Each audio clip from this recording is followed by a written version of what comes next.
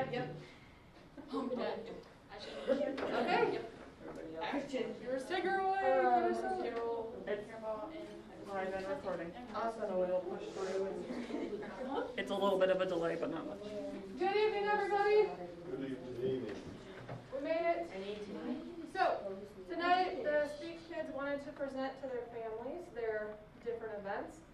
We had a total of 4 events this year. We had an OID, an extemp, an informative, and an entertainment. So, our extemper is going to come up. She's going to talk a little bit about her process because she can't technically do it here. And then we're going to go into the informative, then the entertainment, and then we'll finish it off with the OID. So, first up, Miss Senya, come on up. And then go through foot. You're so honoring. Hi, I'm Sanya. I did extemp. Basically, it's where you go there and you get a topic, you draw a topic, and you have 1 hour to write about it and say it. And so my process was I went there, I drew a topic. I picked 3 and then I drew one that I liked the most. And I researched about it, but I couldn't use the internet. I had this one, like this thing. It's called Extemp Genie, and you can find articles and stuff, but it's not really the internet. And yeah, it's really challenging. Really makes you think. Yeah. What was your first time? My first time was like 150 something. It's like almost 2 minutes. And as the season went on, at districts I got almost 4 minutes, and time was 4 minutes and 30 seconds. So hopefully next year I'll reach that. It's 30 seconds off. Yeah. What was your topic that you drew? Well, there's just different ones you draw every time. But which one did, this last one, which one did you? Like at districts? Yeah. It was something about how can we help Japan like oil companies. Something. I don't really remember. The topics are hard, so they range from international to local topics within the United States, and they're not easy questions or prompts by any means. And then a good chunk of them tend to be political, and so a lot of times the kids have to take a stance on a topic and an issue.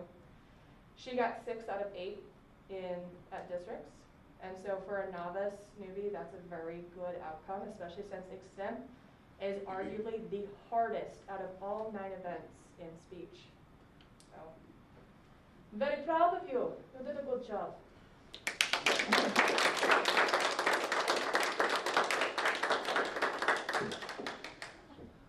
All right, up next is Danica with her informative.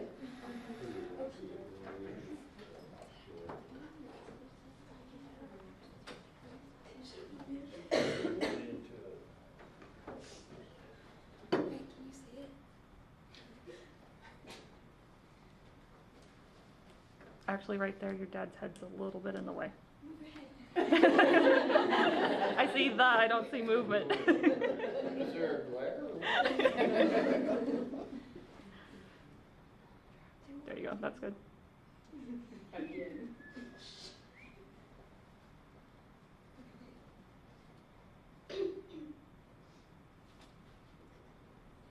They treat Mother Earth like they treat women. They think they can own us, buy us, sell us, trade us, rent us, poison us, rape us, destroy us, use us as entertainment, and kill us.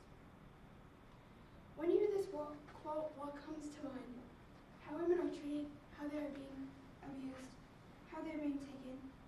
Lisa Berger, the program specialist for the National Indigenous Women's Resource Center and founding member of the United Nations National Congress of American Indians, Violence Against Women Task Force, testified before Congress to discuss the detrimental effects of human trafficking within Indigenous communities.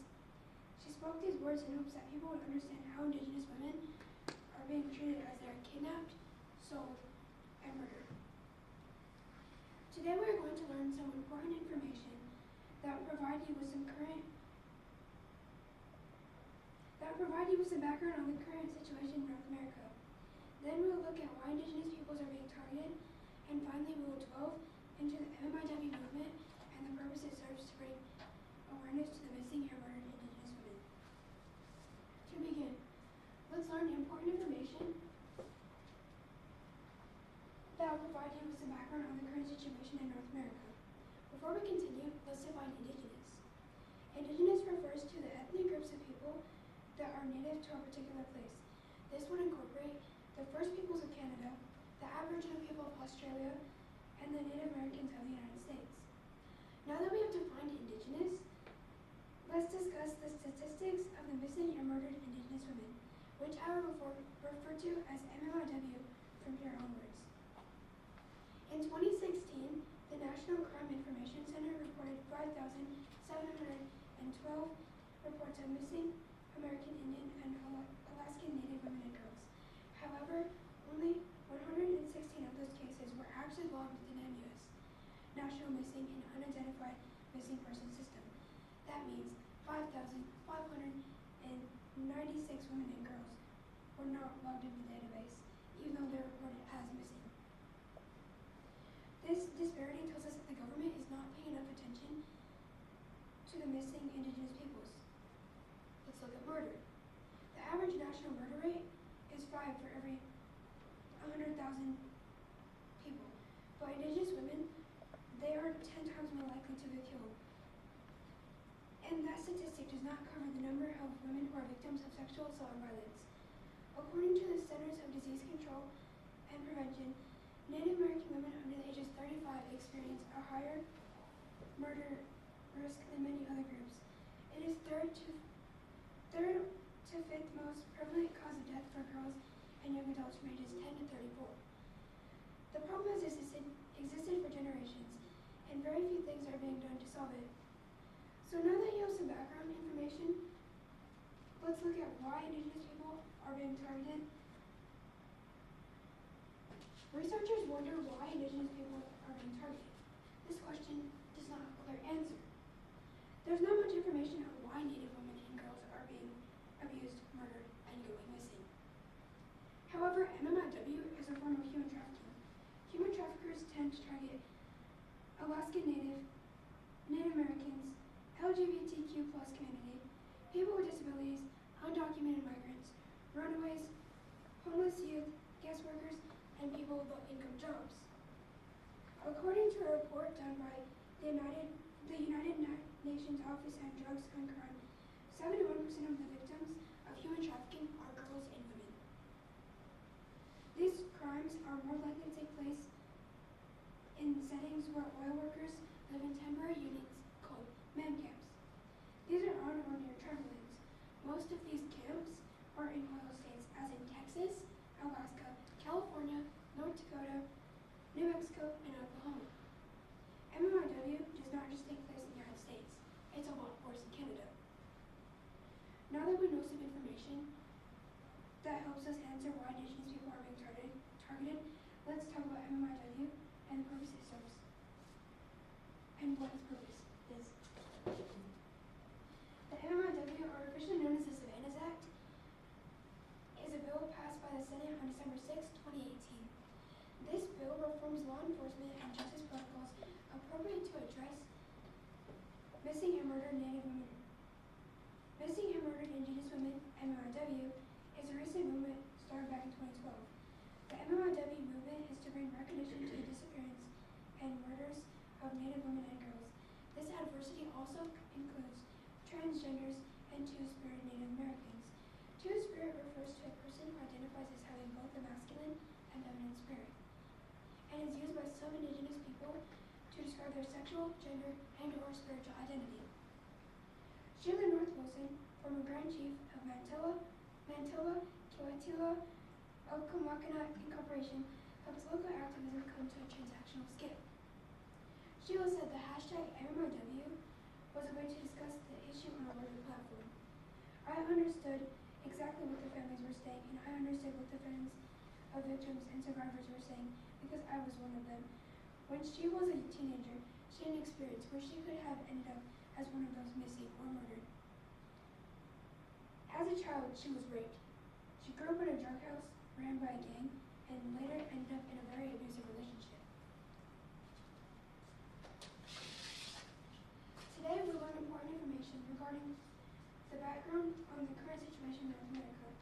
Then we looked at why Indigenous peoples are being targeted, and finally we dove into the MMIW movement and the purpose it serves to bring awareness to the missing and murdered Indigenous women. We need to educate more people about the MMIW so many people will notice the signs of this injustice. Lisa Berner's work is far from done because of the sheer number of unsolved cases. So maybe when women are not being sold, traded, poisoned, raped, and destroyed, everything will get better. And that is all anyone can ever ask for.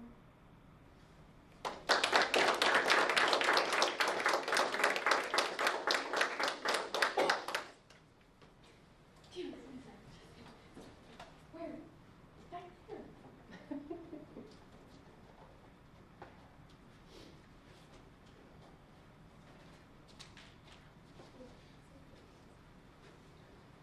All right, up next we have Libby with Adventures with Dalton and Doug. Did you ever talk to him? Yeah, I think so. This is entertainment.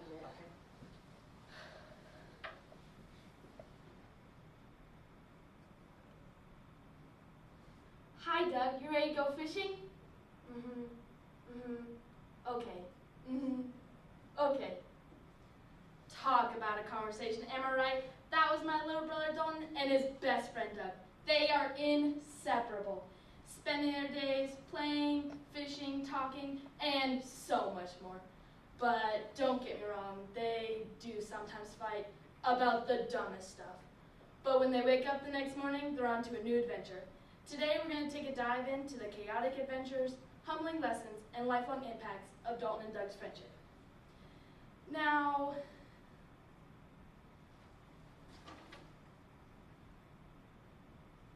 before we begin, I should tell you a little bit about Doug.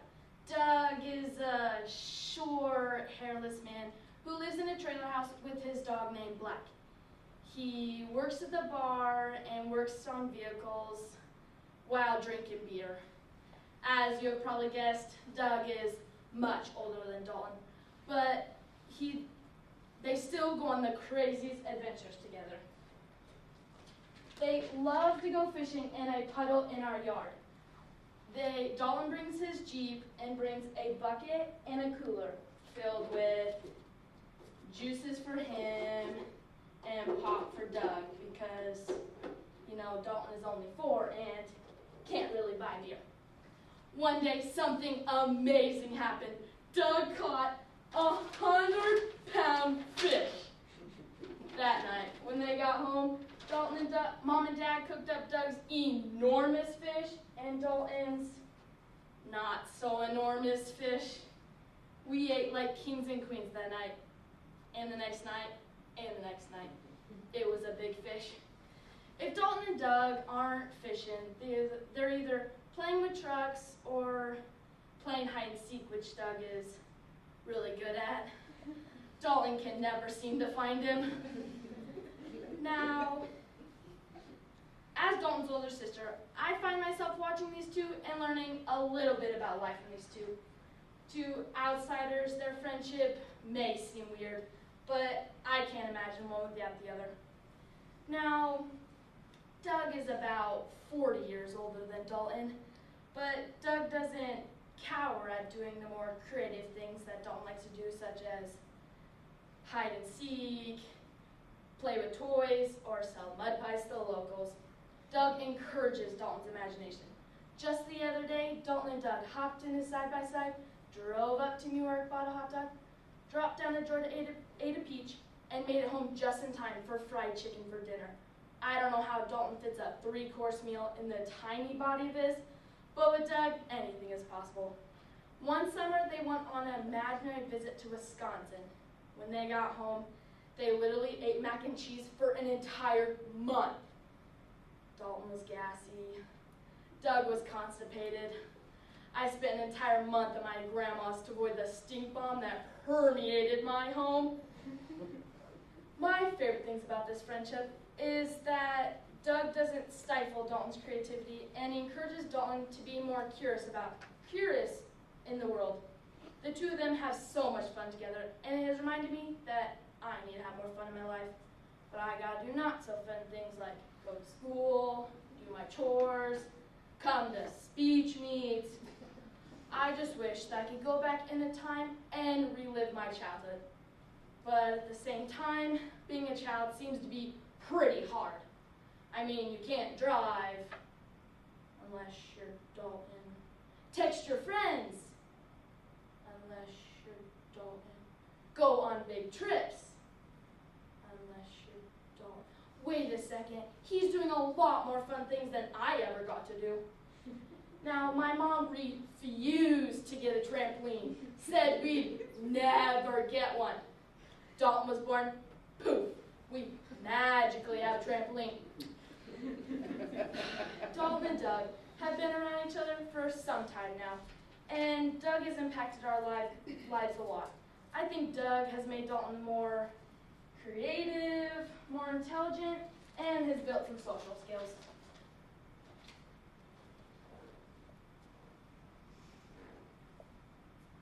Now, I asked Dalton one day, what has Doug taught you? And he said how to fish and how to drive. First of all, Dalton doesn't know a single thing about driving. He drives way too fast and runs into everything. It's a good thing Doug works on vehicles, or Dalton's Jeep would be pretty messed up if Doug hadn't fixed it. I also think Doug has taught Dalton how to sing. He makes up the weirdest songs. He knows how to keep a beat. Other than that, he cannot make up a song. Dalton and Doug can talk all day long. So I think Doug has made him more social and not as shy as he was when he was little. Now, someone once asked me, what would I do if Dalton and Doug got in a fight and Doug just wasn't around anymore? And I don't know what I'd do, because Doug has impacted our family so much. I hope they can be lifelong friends. Today we dove into the chaotic adventures, humbling lessons, and lifelong impacts of Dalton and Doug's friendship. But I should be honest with you, Doug is actually not real. He's imaginary. But to Dalton, he's as real as I am. When I get home, I'm gonna have to listen to all of the new adventures they went on today. And you know what? I can't wait.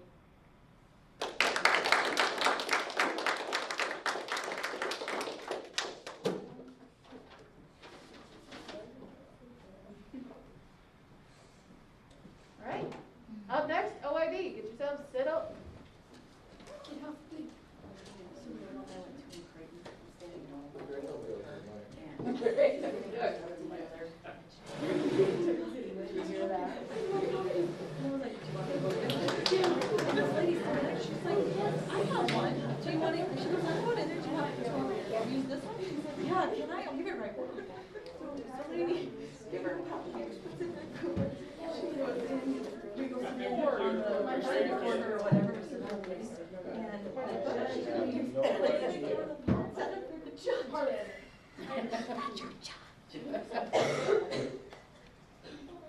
No, she did not tell me that. It's on. I said, yeah, what is OI? I knew there was no. Oral interpretation of drama. You can have 3 to 5 people in a group. Yeah.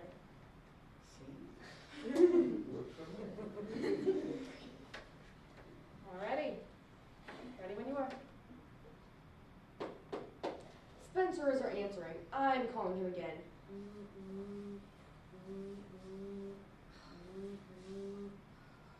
14 texts, 4 missed calls.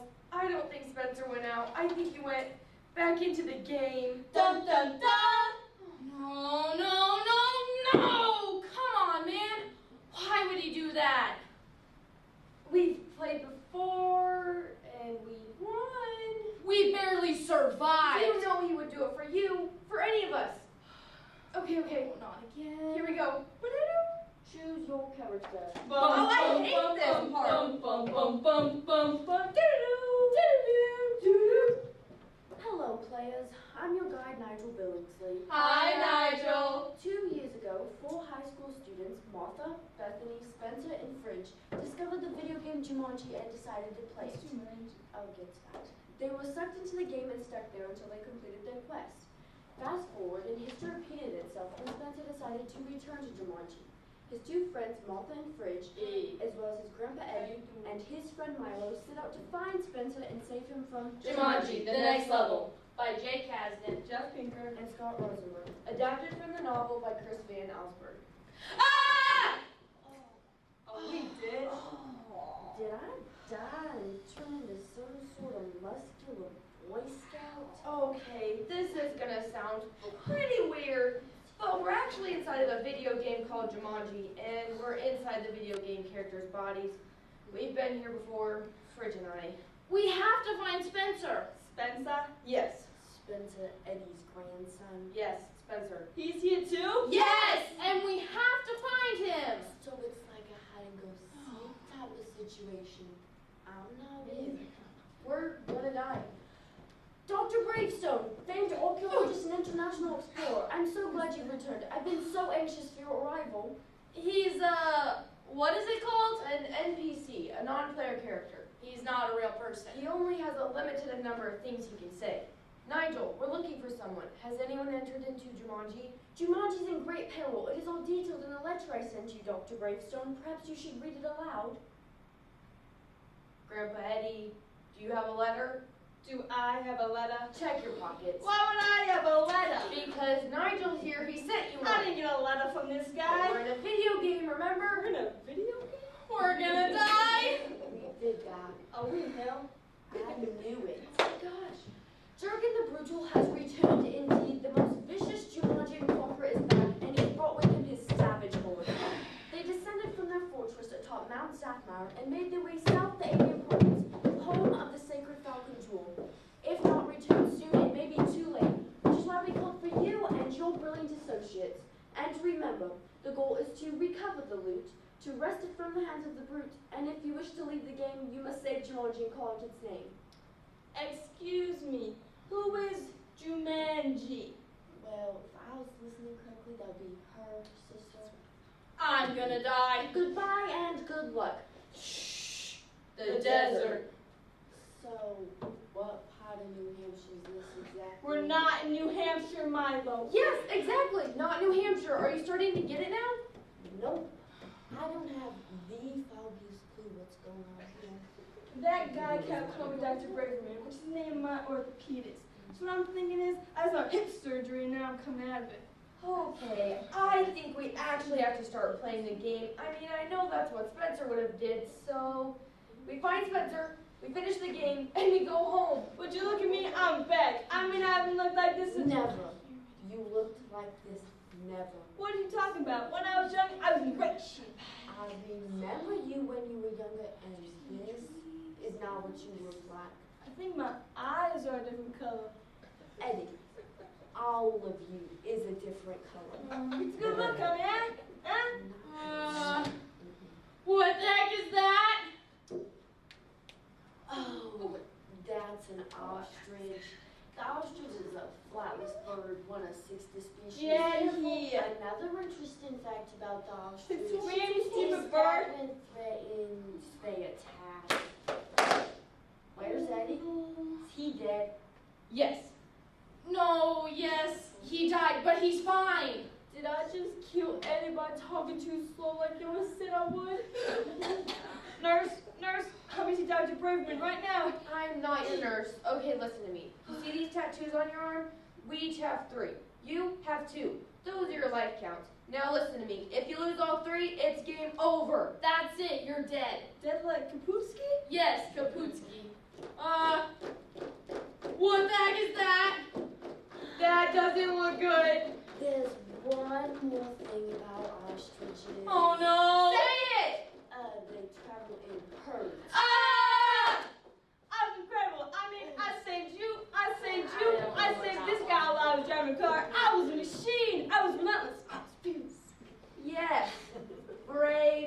out here. Check this out.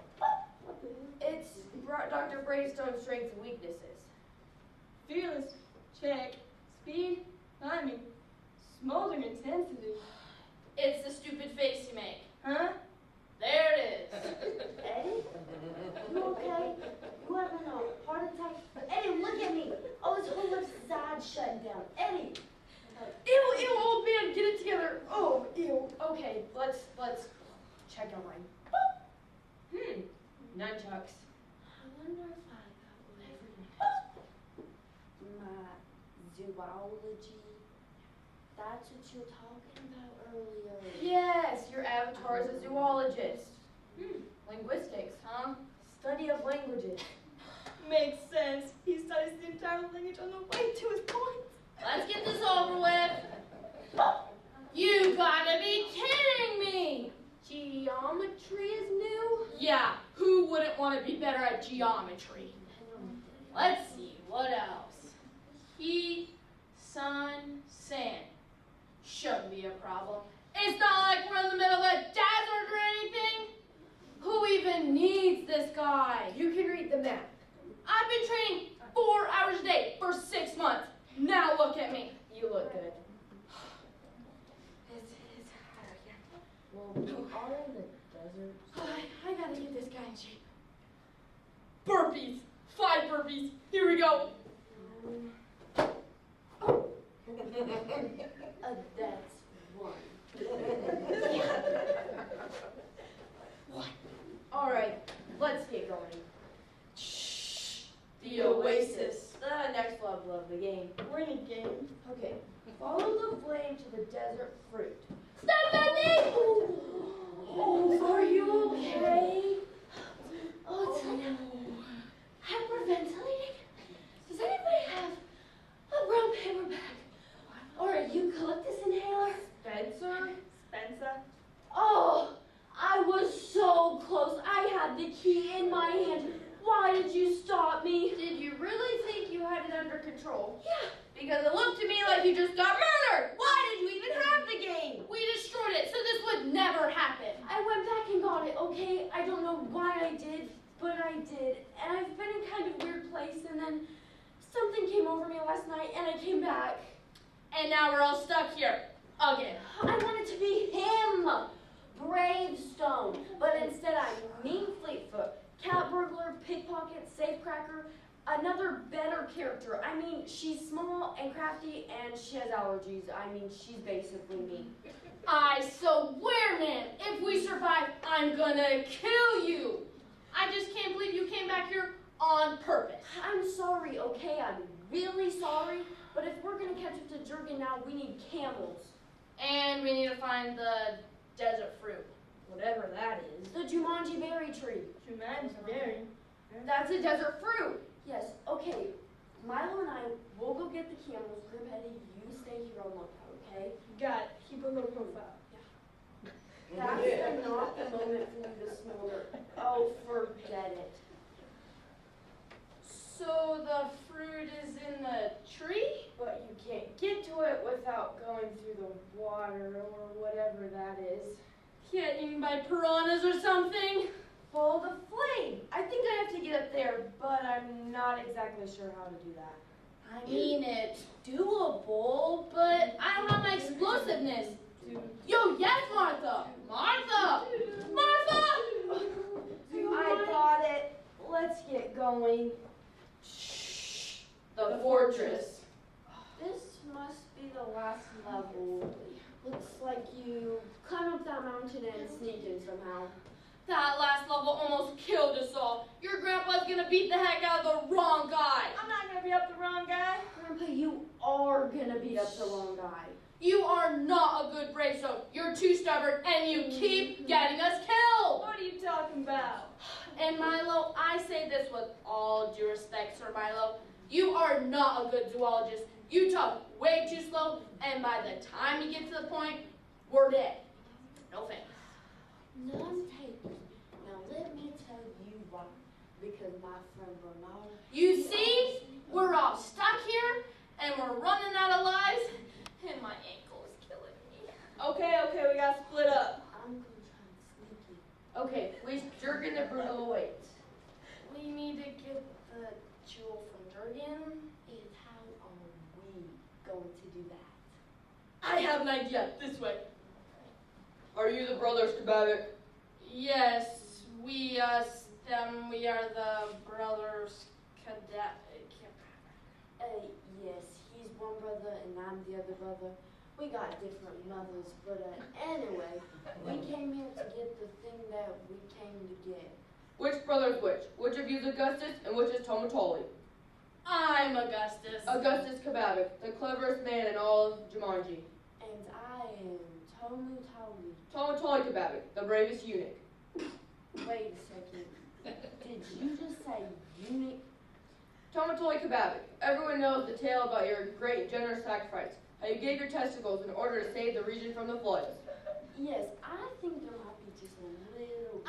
Of course, everybody knows about my brother and his famous testicles. Wherever they may be. Yes, wherever they may be. I got no balls. Quick, follow me to Jurgen the Brutal. Brothers Kabavik, I present Jurgen the Brutal. At last, to meet on this historic day. Yes, it's so great to meet you. Your Honor, if that be the falcon jewel upon your thick and meaty neck, perhaps I shall take it. Today we forge an unbreakable alliance. You will join my family. So I ask, where is she? Where is who? Your sister, soon to be my bride. Where is she? Oh, she's back at the hotel, getting her hair done, hanging with her friends, mani-pedi. If you come without your sister, I expect to cut off your heads. I'm right here. Gwendolyn Hortensia Welda Kababik, is that you? Yes, it is me. No, please. Oh, Brutal, release my brothers. Gwendolyn Kababik, known throughout the world for your beauty and cunning, and now you're mine. May I hold the falcon jewel? Well, of course, my bride. I got it! Toss it here! You gotta show it to the sun! And call out its name! Huh? What name? Jumanji! What? Jumanji? Yes! We won! Well done, You've saved Jumanji once again, and now with your permission, Dr. Bravestone, I'll take the jewel from here. I'll protect you with my life. All of Jumanji thanks you, and sadly, this is where we pause.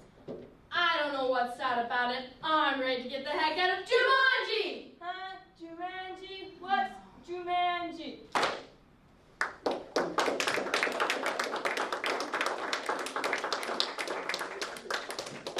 All right, so a little stats information. Those of you who placed at districts, can you please stand in the front and tell us your place?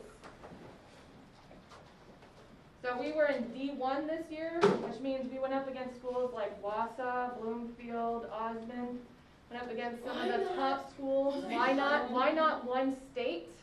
If that gives you any indication, Wausau, all like three of the, because you get top 6 at state, and 3 of the top 6 came from our district alone. So if that tells you how hard our district was and how hard they worked, that should give you some indicators. So tell us your placements. OID plays 6. I play 6 too. Libby, what do you place? Is it 6? 7. No. Yeah, wasn't it? I got a paper. out of paper. I didn't, but middle. I think it's 7. Yeah, I think it was 7. 7. I do third. So, get a head up there.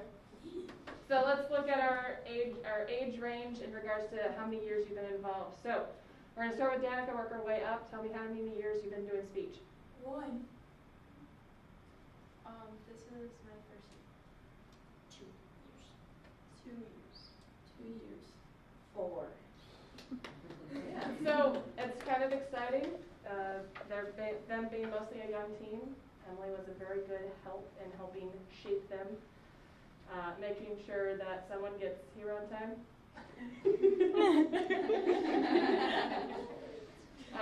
And she's going to be missed, but she's going on to bigger and better things, right? College is pretty awesome. And it's been a great year, everybody. It's been hard. with busy lives and busy things going on, but y'all did it. Just to give you an indication, so Saturdays, sometimes we're leaving at like 6 a.m. and we're not getting back till like 6 p.m. So they can be pretty long days.